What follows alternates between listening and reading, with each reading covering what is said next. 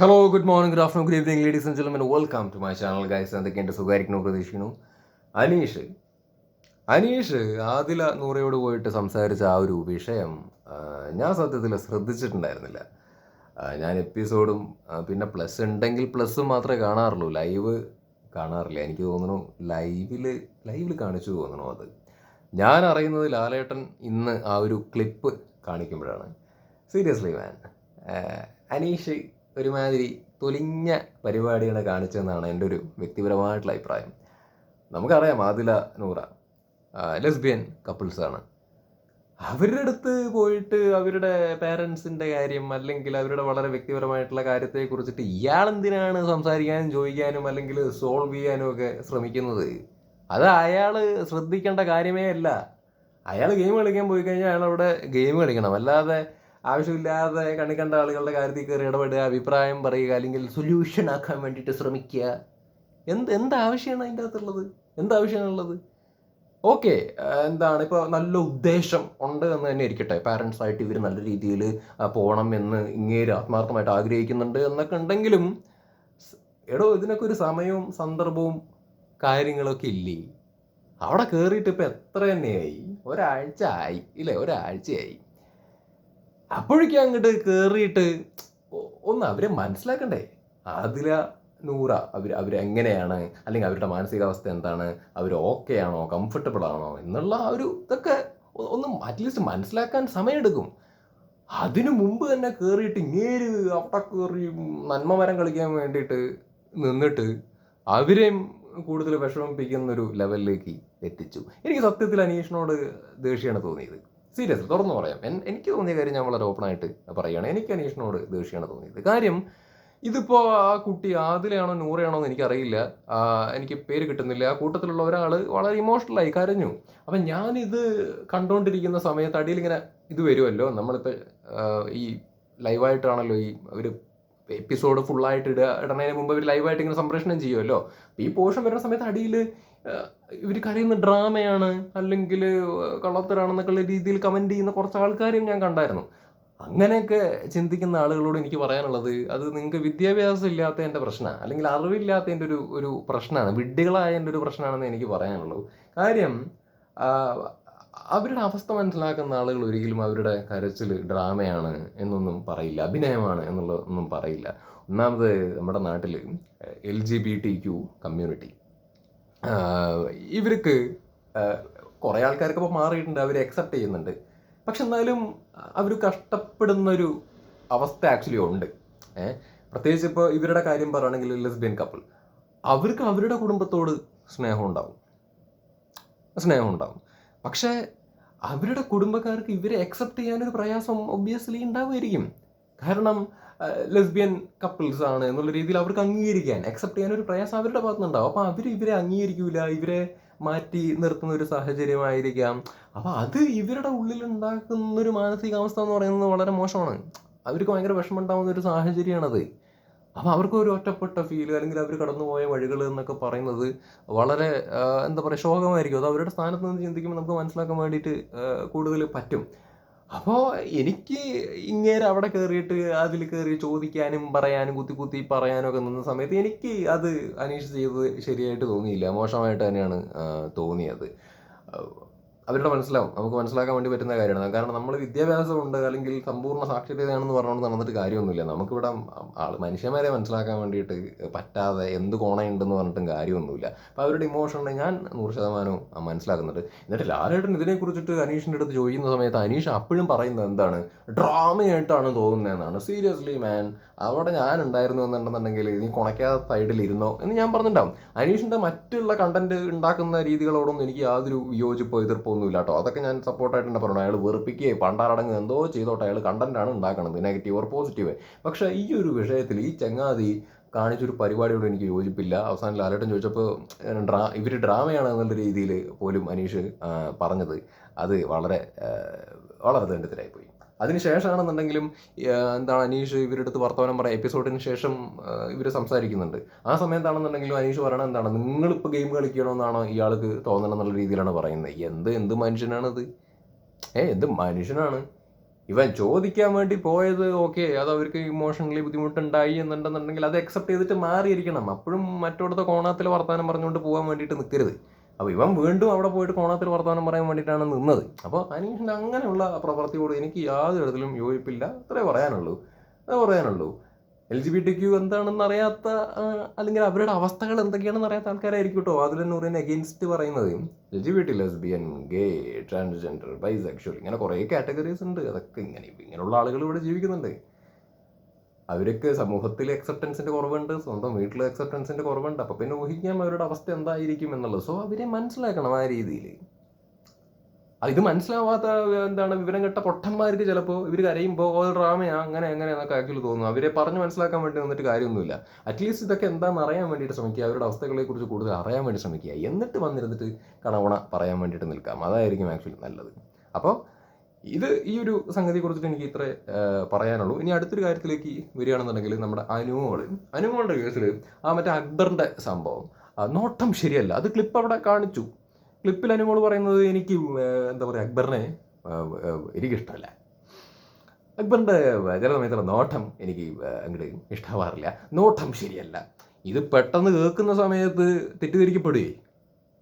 Okay, Anumol ഉദ്ദേശിച്ചത് ഇയാൾ ടെററായിട്ട് നോക്കുന്നു അല്ലെങ്കിൽ പേടിപ്പെടുത്തുന്ന രീതിയിൽ നോക്കുന്നു എന്നുള്ള രീതിയിലൊക്കെ ആയിരിക്കും. പക്ഷെ ഇവർ ഈ ലെവലിൽ പറയുന്ന സമയത്ത് ഇത്രയും ഒരുപാട് ആൾക്കാർ കാണുന്ന ഒരു ഷോ ആണ് അല്ലേ. അപ്പോൾ അതിൻ്റെ അകത്ത് ഇരുന്നിട്ട് ഇങ്ങനെ നോട്ടം ശരിയല്ല എന്നൊക്കെയുള്ള രീതിയിൽ പറയുന്ന സമയത്ത് അത് തെറ്റിദ്ധരിക്കപ്പെടും. അത് അക്ബറിനെയും ബാധിക്കുന്ന ഒരു കാര്യമാണ്. അത് ക്ലിപ്പ് എടുത്ത് കാണിച്ച് അതൊരു ക്ലാരിഫിക്കേഷൻ നൽകിയില്ലായിരുന്നു എന്നുണ്ടെങ്കിൽ അത് മോശമായി പോയേനെ.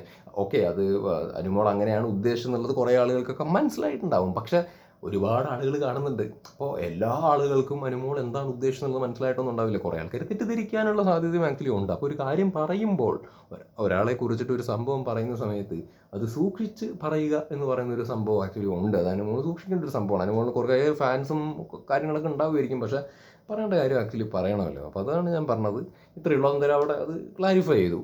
പിന്നെ അടുത്തൊരു കാര്യം പറയണമെന്നുണ്ടെങ്കിൽ, അഭിലാഷ് ഇന്നും കിടന്നിട്ട് അവിടെ ചാടിക്കളിക്കണ കണ്ടായിരുന്നു. എനിക്ക് എന്തറിയില്ല, ഈ അഭിലാഷ് ചൂടാവണത് കാണുന്ന സമയത്ത് അഭിലാഷിന് എന്താ വയ്യേന്ന് തോന്നുന്നുണ്ട്. ശരി, ഞാൻ വെറുതെ പറയണല്ലോ, എനിക്ക് വയ്യേന്ന് തോന്നുന്നുണ്ട്.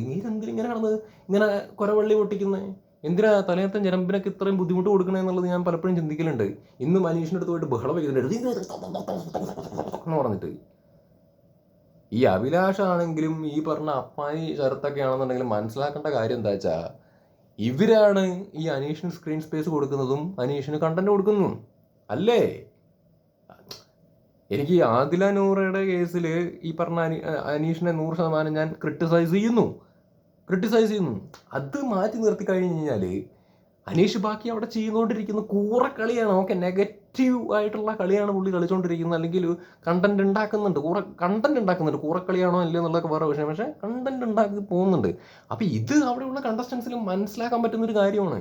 അപ്പോൾ ഇവൻ പ്രൊവോക്കിംഗ് ഗെയിമാണ് കളിക്കുന്നത്.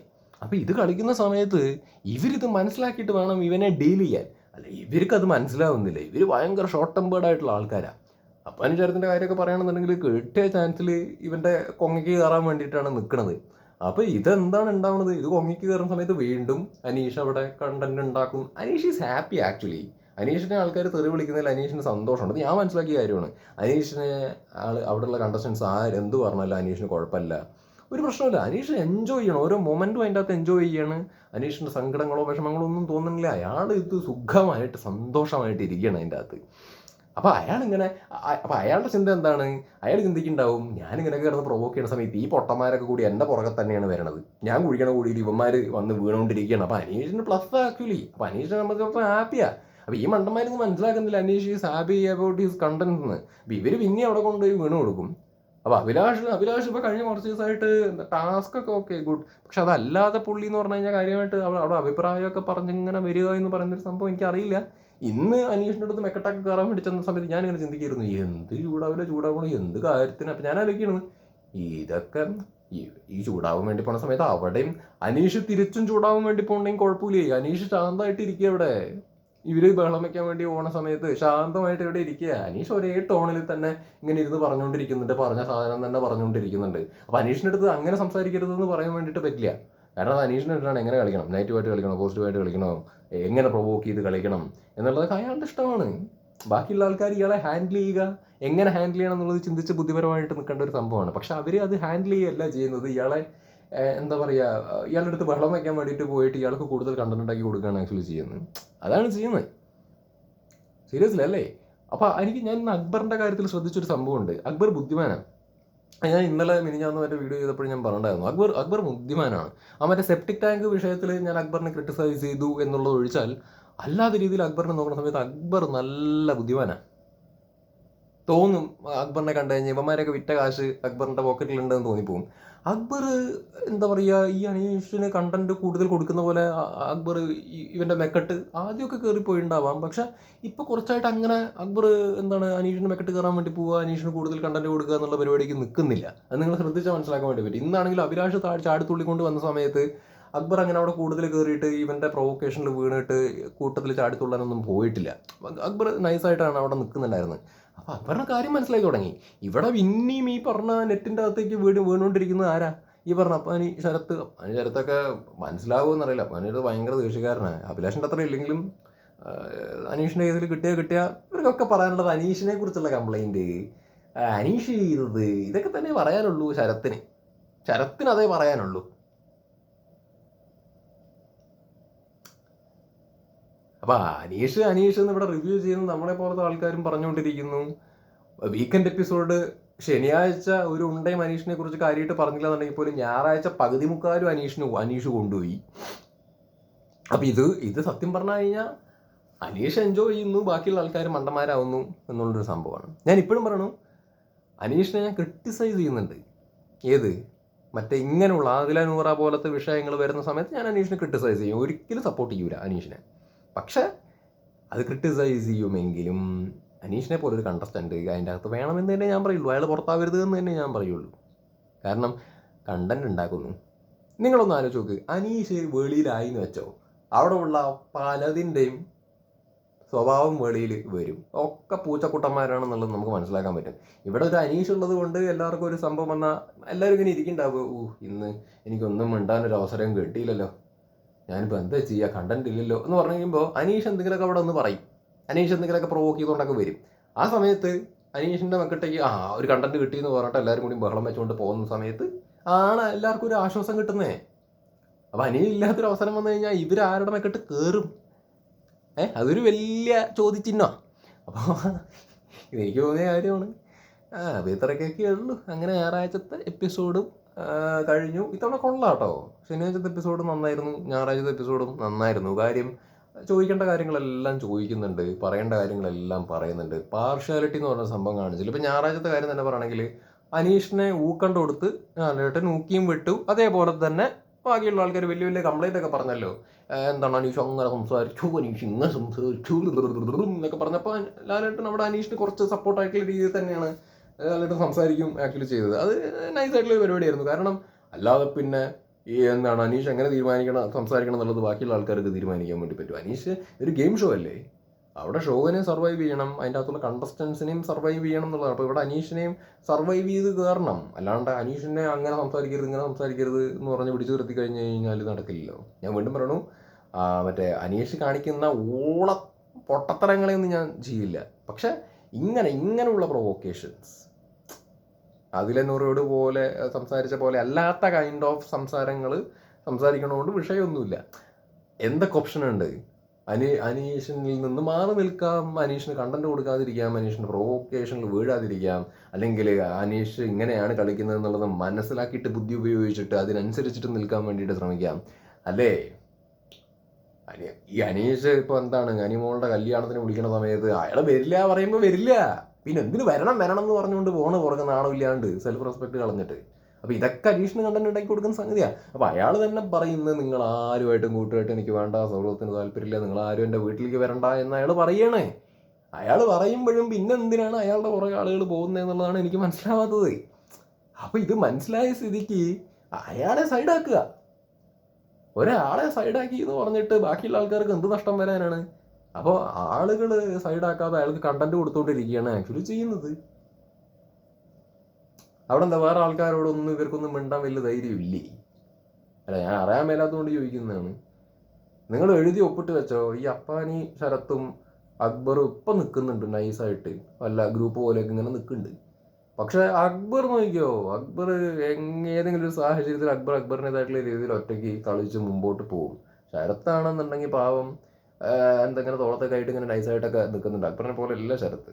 ശരത്ത് കുറച്ചും കൂടിയും ഇങ്ങനെ ഗെയിം സെൻസ് അല്ലെങ്കിൽ ഗെയിം എന്നുള്ള ലെവലിലൊന്നും അല്ല പോകുന്നത്. ആൾ കുറച്ചിങ്ങനെ ജെനുവിനായിട്ട് ഇങ്ങനെ പോയിക്കൊണ്ടിരിക്കുന്ന ഒരാളാണ്. അപ്പോൾ അങ്ങേർക്ക് സ്ട്രാറ്റജിയും കോപ്പൊന്നും ഉണ്ടാവില്ല. അക്ബറിനെ ഞാൻ മനസ്സിലാക്കിയെടുത്തോളം അക്ബർ ഒരു ടൈം എത്തുന്ന സമയത്ത് നൈസായിട്ട് ഒറ്റയ്ക്ക് കളിച്ച് ഇങ്ങനെ ഇങ്ങനെ ഇങ്ങനെ ഇങ്ങനെ പോകും.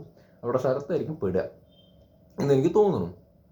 അപ്പം ഇപ്പോഴേ ആ തോളത്തുനിന്ന് കൈയെടുത്ത് കഴിഞ്ഞ് കഴിഞ്ഞാൽ സ്വന്തമായിട്ടൊരു കണ്ടന്റും പരിപാടിയും കാര്യങ്ങളൊക്കെ ഉണ്ടാക്കാൻ കഴിവുണ്ടെങ്കിൽ ഉണ്ടാക്കി അങ്ങ് പോവുക. അല്ലാതെ ഒരു നടക്കണ കാര്യമല്ല.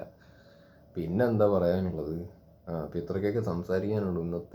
ഇന്നത്തെ പ്രധാനപ്പെട്ട കാര്യങ്ങൾ ഇതൊക്കെ തന്നെ ആയിരുന്നില്ലേ? അപ്പം ഇത്രയേ ഉള്ളൂ. ശരി എന്നാൽ.